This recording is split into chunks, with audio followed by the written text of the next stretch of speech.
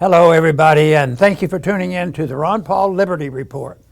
With us today is Daniel McAdams, our co-host. Daniel, good to see you. Good morning, Dr. Paulo. How are you this Thursday morning? Doing well. Yes. Always ready to solve another problem. Oh, we need a speaker. And I hope ours reverses what the truth is. And Mises points out every time you write a regulation, you create two more needs for the next regulation to correct it. If we could just reverse that trend, that would be a good idea. You get rid of one. If you get rid of that one, you can get rid of two more. That would be good. I think they tried that at one time, but it didn't work to try to legislate that issue.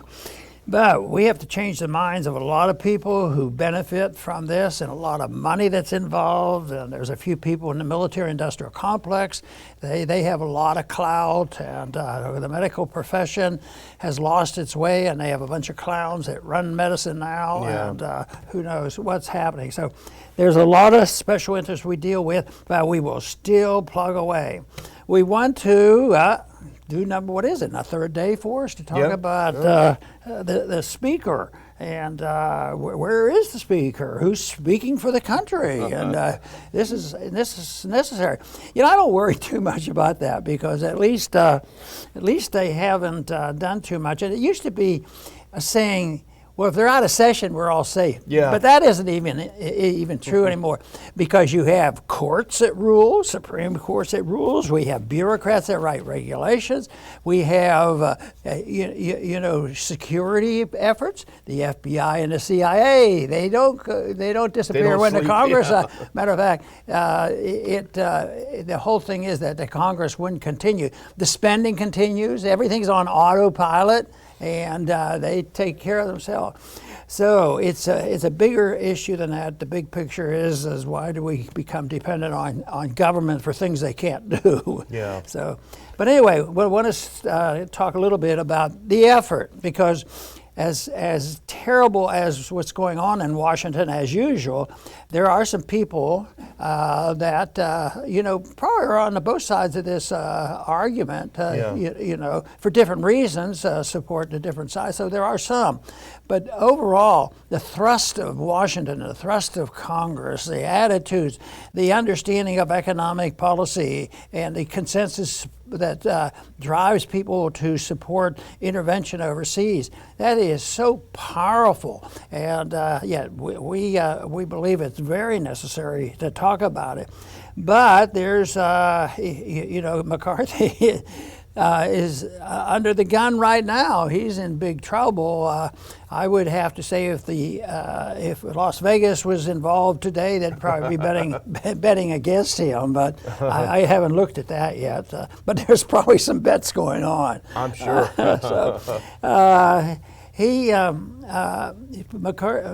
McCarthy knows he's in trouble, and he's made concessions rather early on. That's a pretty bad sign for him politically.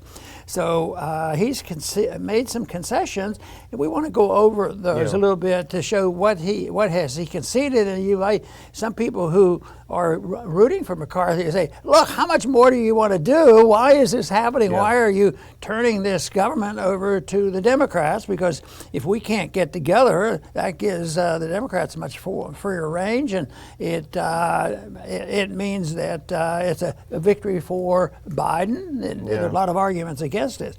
But anyway, let's just talk a little bit about these efforts that we want to do. But there was a good article in Zero Hedge and also in Politico that the concessions, we might just talk about. The first one they listed was this: one person could motion to vacate. One person could force a vote on the speaker. Yeah, that's a good one, and we'll put that up. But I think if I can just say one thing on what you said, I think you're right. A very good case could be made about let's not fight within the party. Let's just elect McCarthy and get on with governing. And I think that's what Marjorie Taylor Greene is saying, and she's definitely on the other side of Matt Gaetz and the others. There's basically 20 holdouts. These 20 holdouts have said to some of the newer members, look, we have been watching years and years of compromises on the part of McCarthy. Back when he and Pat Ryan and Eric Cantor were the young guns. Remember that? I just saw someone posted that headline. They were the young guns, and they were going to do all this stuff. Well, basically, all that they did was compromise while we went from $10 to $30 trillion in debt.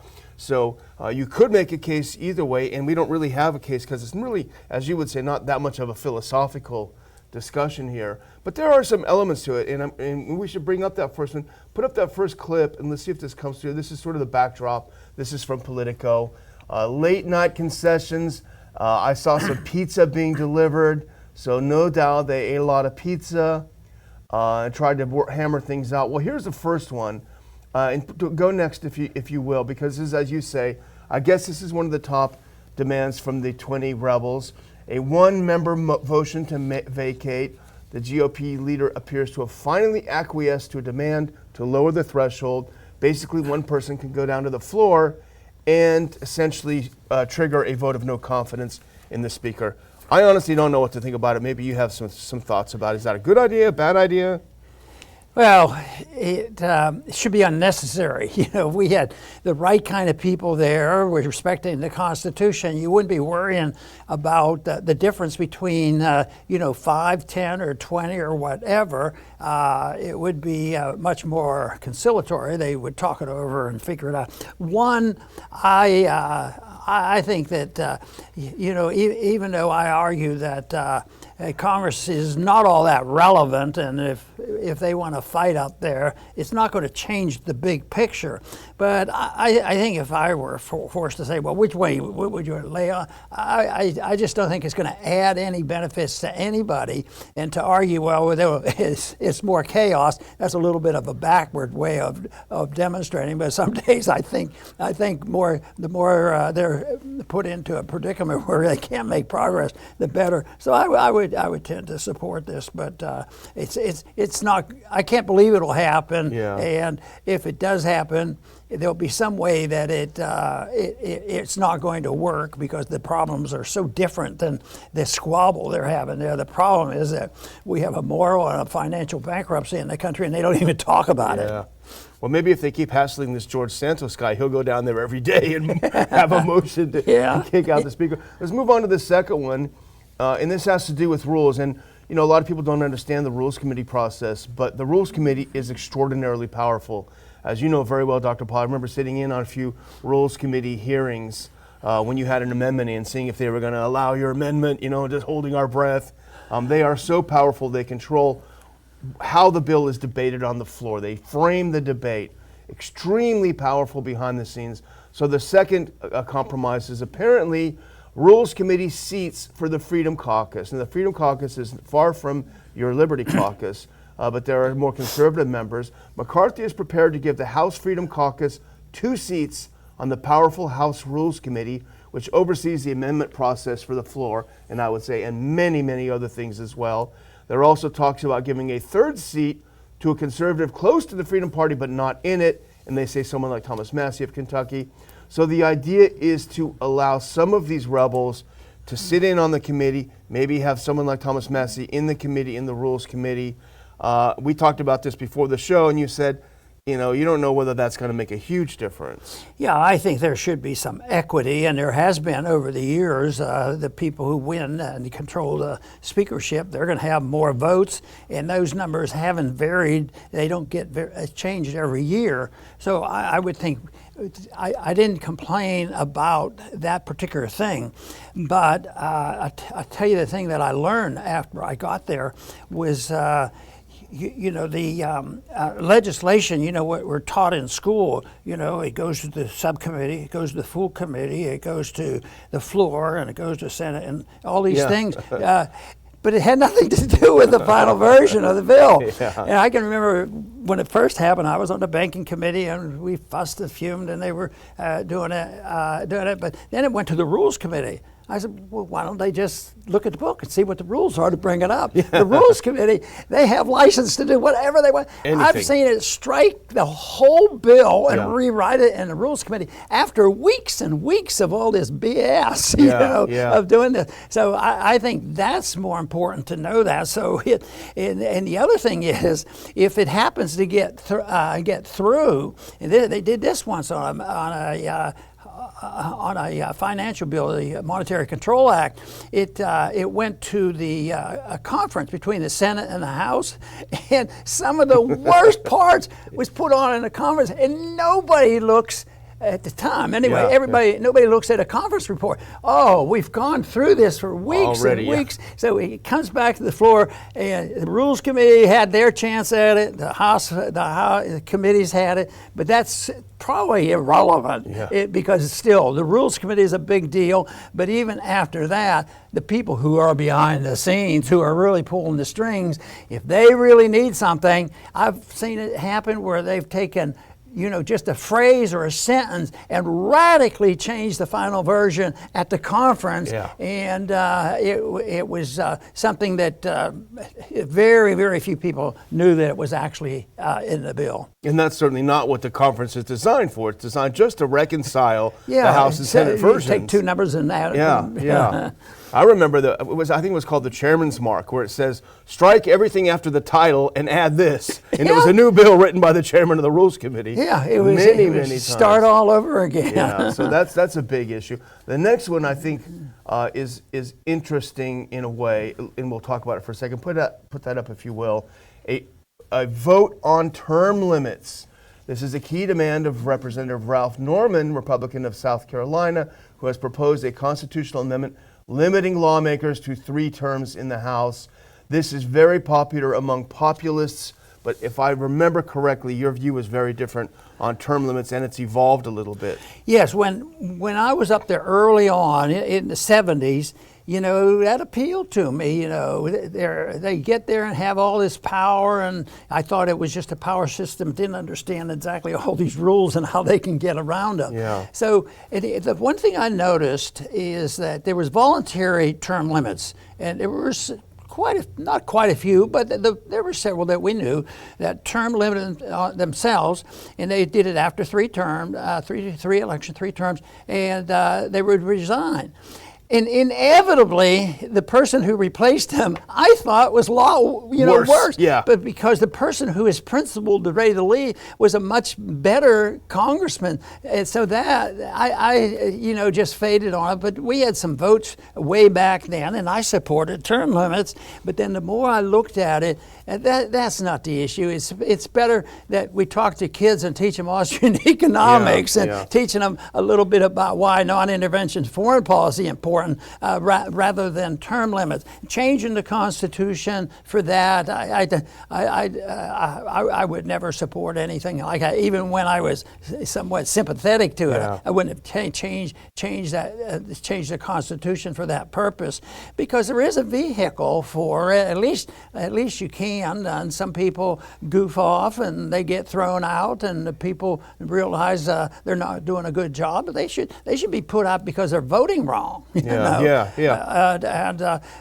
I don't think that that's a good idea to fight for term limits. It's not going to solve the problems. And the other people, some people make the point about, well, then you would have the staffers, they hang around. Of course, my rule was there, never hire a former staffer for anybody else. Yeah. But that is true. But is that going to be a practical thing to do, to fire all the staffers? I mean, it probably wouldn't hurt that much, but that's not the solution. It's the philosophy of what type of government we should have, and the idea that we have the rules of the philosophy, and it's called the Constitution, and they don't care about it. So that's where the real problem is, and changing it to limited terms, I wouldn't be for that now. Yeah, imagine a state like Kentucky, which has some good politicians and some bad politicians. Imagine if Senator Paul had been forced out before he had the chance to ask Fauci all these questions. He did a great service to the country. So, I think that is there are very many well-meaning people who don't understand this. Let's go to the next one now. This is one that I think is probably the most important. Maybe you'll agree. One before that, please. This one I think is probably the most important. Major changes to the appropriations process. Fears of another $1 trillion plus omnibus spending bill have been a major driver of the conservative backlash to McCarthy. The brewing deal includes a promise for standalone votes on each of the 12 appropriations bills, which would be considered under what's known as an open rule, allowing floor amendments to be offered by any lawmaker. That is simply, I would call it, give legislators a chance to legislate act, and it shouldn't just be a promise. It's got to be written in blood, right, on the agreement. Then it's probably not going to work. Yeah. I would support it, about it. But the reason it didn't work when we had it, when I first went up there, we did have that. And it was an open rule. And there was a time, I mentioned it recently, where I got involved in trying to defund the United Nations. Yeah. And I had a lot of time, and it went on, and several hours. But all they have to do is... the strategy is wear them out on one amendment, which is, sort of taking all the energy out of, and members of Congress are like human beings. They get tired and bored after that. But after 2 or 3 hours of this, and they don't even go on, they might have 50 things. What they'll do is sometimes they'll bundle them together and say, we're going to have 2-minute votes on these 6 amendments or something like that. But they can do it by unanimous consent. They can close it off anytime they want. So sometimes you try to, rein these people in. There's a way of getting around it, sort of called a loophole. But I still think there should be. It's been in the past up until, because right now they do it because they're in such a desperation to get things passed. When things were more reasonable, they didn't have to even think about this. But I think that the appetite for spending is so great. The one thing though that it's just a technical thing, and it's semantics, because I'm sure the caucus is for a balanced budget. The conservative caucus.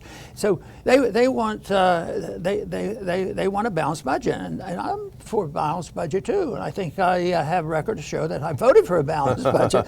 But you know what? I think people should think one step removed from the balanced budget, because what if the budget is what is it, trillion? Let's say it's $3 trillion, whatever it is, and they go up $3.5 trillion. So they raise taxes and they balance the budget. So no, the balanced budget is secondary to total spending. Because once they go into deficits, it has to be paid for, and they'll do it by taxing or borrowing, whatever it is. So I think overall, the amount of spending, the appropriations, is probably more important than just balancing the budget. But I think Jefferson was for the balanced budget, and I'm with Jefferson. That's always a safe place to be. The last one is, I think, also very interesting, and I think very misunderstood, just like the term limits. Let's put that next one up.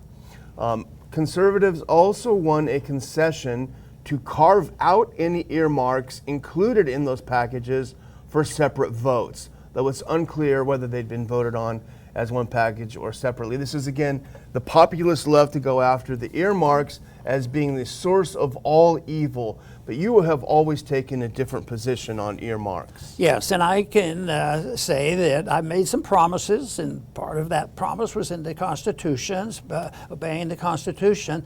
So I never voted for 1 penny of any earmarks. But that's not what people accused me of. They accused me of being part of the problem, because a vote would come up to protect an earmark. And I would vote to protect the earmark principle, but not the money. I'd vote against all the money. And they said that was hypocritical, you're not doing it, but we have to cut it. No, you don't. You don't have to, you can't do that. So when they vote for this, they have to vote. What happens when you cut an earmark, but you don't cut the money? Who spends the money?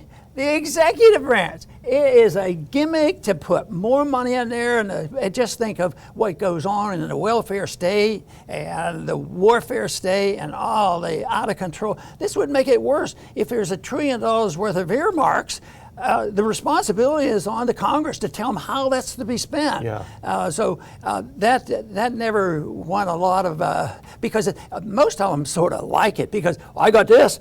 You hear it on the television all the time. Do you know that I got umpteen $1 billion for my district? And that's why I'm in a secure position. So they brag on this. So mine is not a popular position, but I happen to endorse it. Yeah. Well, there's all these stories about the bridge to nowhere in Alaska and all this stuff, and that did happen.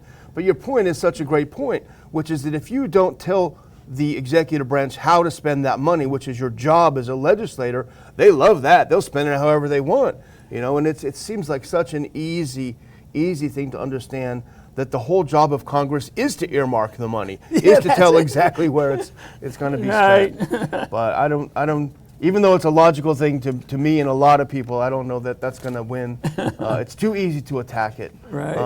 Well, I guess we're ready to move on. We'll see what happens. We'll keep watching and keep updating all of you. And I think it's probably one of the most interesting things that happens right now. But we have to move on.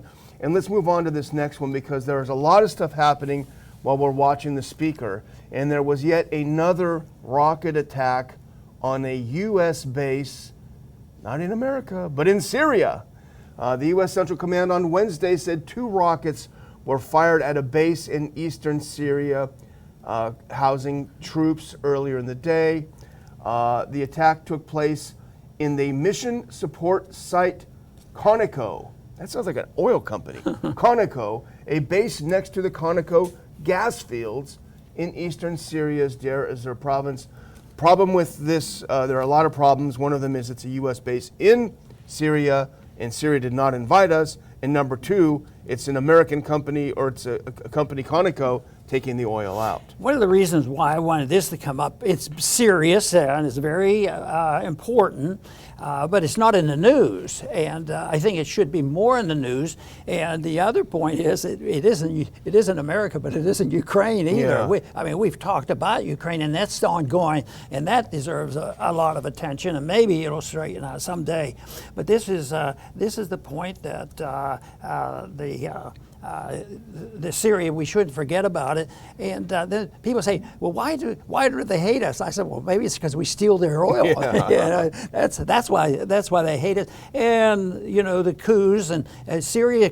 Our effort to add Syria to our empire has not gone smoothly, even though we're participants and they think we're invincible. But all empires become endangered, and I think that's what's happening to us right now. Is that people are not paying attention to what is happening. But there's also, a little bit of break in which countries are supporting, and evidently Turkey's interested in Syria as well. Yeah, it is. And going back to the if we can put on that next clip, this is from the Cradle, and you're right. Well, why are they angry? U.S. base in Syria struck as Washington loots more oil and wheat. So we have the most severe sanctions in the world on Syria, but at the same time we steal their oil and wheat. And if you could look at this next clip, this is from that same article in the Cradle.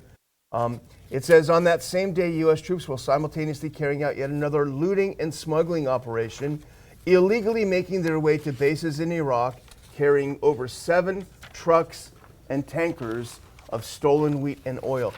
Just in one day, 60 tankers and trucks taking the oil from Syria and giving it to the Kurds in Iraq. Of course, that's going to make them angry. And the estimate, here's another article from the Cradle. If we can go to that next one. U.S. steals new batch of Syrian oil as Damascus reports $107 billion in losses since 2011. So that continues to go on. And as you say, something is changing, though. And put on that next one, please, because there has been a break. Turkey went along with Barack Obama's regime change operation in Syria, changed his position, became anti-Syria, supported the regime change. It didn't go well. It didn't go as planned. Russia stepped in a few years later and basically literally pulled Syria from the brink of an overtake by Al-Qaeda and ISIS.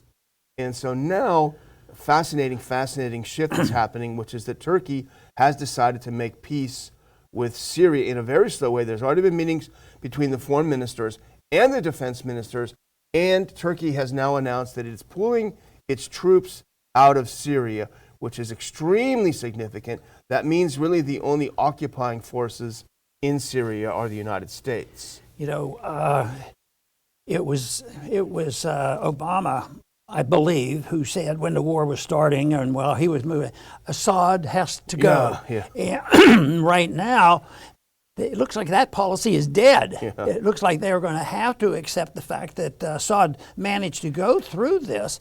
And, you know, it's not like, I don't know every belief he has, and he's an authoritarian, I'm sure.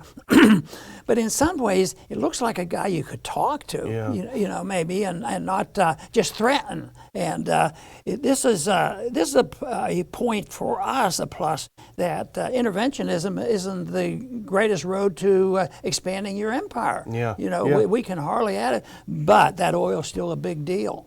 Yeah, for them it is. It hurts them a lot. And, you know, you're right. It does show the idiocy of the neocon regime change operations. And now as Turkey and Syria are making up, the U.S. says, hey, we don't support that. We don't support that. It's going to be very awkward. This is the last word on this. For me at least, it's going to be very awkward when Turkey and Syria unite against the Kurds, because the Kurds are our allies in Syria. The Kurds are America's allies. So it's going to be a NATO partner, Turkey, allied with an enemy, Assad, against a U.S. ally in the Kurds. If you understand that, then maybe you should be a neocon, because the rest of us say that sounds crazy. But we want to move on to our last story, I think. Well, let me make one mention about, you know, the theory that we use is the proxy war theory, that we always have somebody doing the fighting for us, but it's really us. It's certainly the case in Ukraine. So I think right now, you know, the Kurds are the proxy people, and also the reason why we can't walk away yet, but I think we're going to walk away.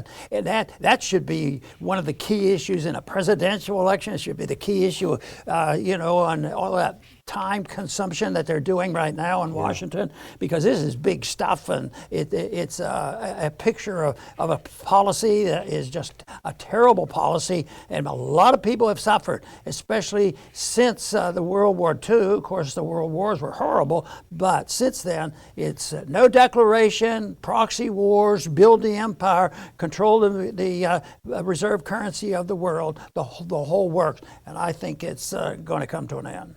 Well, they'll fight to the tooth for the speaker, but they all agree on the empire. So that's the critical issue. That's right. Well, here's a follow-up to something we have talked about in the past, Dr. Paul, and that's this terrible, terrible law in California to muzzle doctors, and it went into effect on January 1st. Let's put this up. New California law to punish doctors for, quote, COVID misinformation conduct. I know this is something that I almost see steam coming out of your ears right now, so go ahead and if you want to talk about. You mean the recall didn't work? No, it was close, but not close enough. Well, that was a mess too, trying to get rid of the governor. And he's involved. He likes this kind of stuff. And let me read one sentence from the article that was put out by Zero Hedge. And he says, the bill in its latest iteration defines misinformation as, quote, false information that is contradicted by contemporary scientific consensus contrary to the standard of care. We must follow what we did with COVID. No, that wasn't in this. Yeah. But that's what they're saying. You know, how they controlled the care. Now it's come out. Oh, we never told you couldn't use ivermectin. They're denying it now. So this is just another example. You'd think they'd back off a little bit, but the coup and the control of power has infiltrated medical management. You know, the AMA and all the legislation and financing of it, the insurance companies, the drug companies. It's all controlled by that. It's not controlled by doctors having a good relationship with their patients and able to discuss this, because almost all medication, the discussion should be, even though it's well standard, you know what the drug is, everything, you should tell the patient, yes, but these are the pros and cons. There's also these problems. But that should be done, and that's why medicine should be based on trust. And what they have done now since COVID is they've destroyed the trust and punish you if you try to practice medicine by dealing with your patients like you're supposed to. Yeah.